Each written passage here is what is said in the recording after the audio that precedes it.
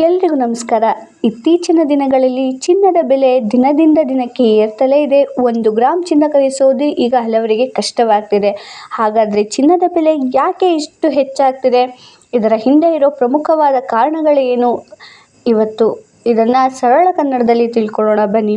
ಮೊದಲನೇದಾಗಿ ವಿಶ್ವ ಆರ್ಥಿಕ ಪರಿಸ್ಥಿತಿ, ಅಂದರೆ ಪ್ರಪಂಚದಲ್ಲಿ ಯುದ್ಧ, ಆರ್ಥಿಕ ಮಂದಗತಿ ಅಥವಾ ಅನಿಶ್ಚಿತತೆ ಬಂದಾಗ ಜನರು ಹಣವನ್ನು ಸುರಕ್ಷಿತವಾಗಿಡಲು ಚಿನ್ನದಲ್ಲಿ ಹೂಡಿಕೆ ಮಾಡ್ತಾರೆ. ಅದರಿಂದ ಚಿನ್ನದ ಬೇಡಿಕೆ ಹೆಚ್ಚಾಗಿ ಬೆಲೆಯು ಕೂಡ ಏರ್ತಾ ಇದೆ.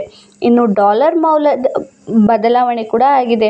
ಅಂತಾರಾಷ್ಟ್ರೀಯ ಮಾರುಕಟ್ಟೆಯಲ್ಲಿ ಚಿನ್ನದ ವ್ಯವಹಾರ ಡಾಲರ್ನಲ್ಲಿ ನಡೆಯುತ್ತೆ. ಡಾಲರ್ ಮೌಲ್ಯದಲ್ಲಿ ಬದಲಾವಣೆ ಬಂದಾಗ ಚಿನ್ನದ ಬೆಲೆಯ ಮೇಲೂ ಪರಿಣಾಮವನ್ನು ಬೀರುತ್ತೆ. ರೂಪಾಯಿ ದುರ್ಬಲವಾದರೆ ಭಾರತದಲ್ಲಿ ಚಿನ್ನ ಇನ್ನಷ್ಟು ದುಬಾರಿಯಾಗುತ್ತೆ.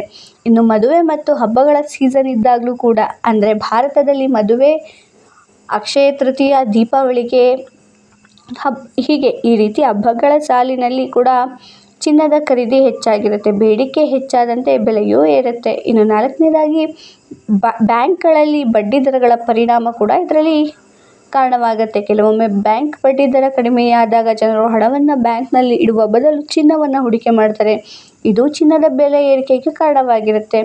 ಕೇಂದ್ರ ಬ್ಯಾಂಕ್ಗಳ ಖರೀದಿ ಕೂಡ ಇದಕ್ಕೆ ಕಾರಣ. ಅಂದರೆ ಅನೇಕ ದೇಶಗಳ ಕೇಂದ್ರ ಬ್ಯಾಂಕ್ಗಳು ದೊಡ್ಡ ಪ್ರಮಾಣದಲ್ಲಿ ಚಿನ್ನವನ್ನು ಖರೀದಿಸ್ತವೆ. ಇದರ ಪರಿಣಾಮವಾಗಿ ವಿಶ್ವ ಮಾರುಕಟ್ಟೆಯಲ್ಲಿ ಚಿನ್ನದ ಬೇಡಿಕೆ ಹೆಚ್ಚಾಗುತ್ತೆ. ಈಗ ಬರುವ ಪ್ರಶ್ನೆ ಏನಪ್ಪ ಅಂದರೆ, ಚಿನ್ನವನ್ನು ಖರೀದಿಸಬಹುದೇ?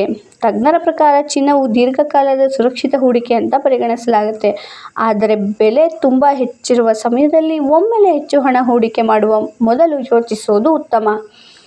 ಈ ವಿಡಿಯೋನ ಮುಖ್ಯ ಸೂಚನೆ ಅಂದರೆ, ವಿಡಿಯೋನಲ್ಲಿರುವ ಮಾಹಿತಿ ಸಾಮಾನ್ಯ ಮಾಹಿತಿಗಾಗಿ ಮಾತ್ರ. ಹೂಡಿಕೆ ಮಾಡುವ ಮೊದಲು ಹಣಕಾಸು ತಜ್ಞರ ಸಲಹೆಯನ್ನು ಪಡೆಯುವುದು ಉತ್ತಮ.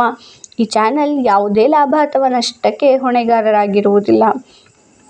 ವಿಡಿಯೋ ಇಷ್ಟ ಆದರೆ ಲೈಕ್ ಮಾಡಿ, ಶೇರ್ ಮಾಡಿ, ಸಬ್ಸ್ಕ್ರೈಬ್ ಮಾಡಿ. Thank you for watching.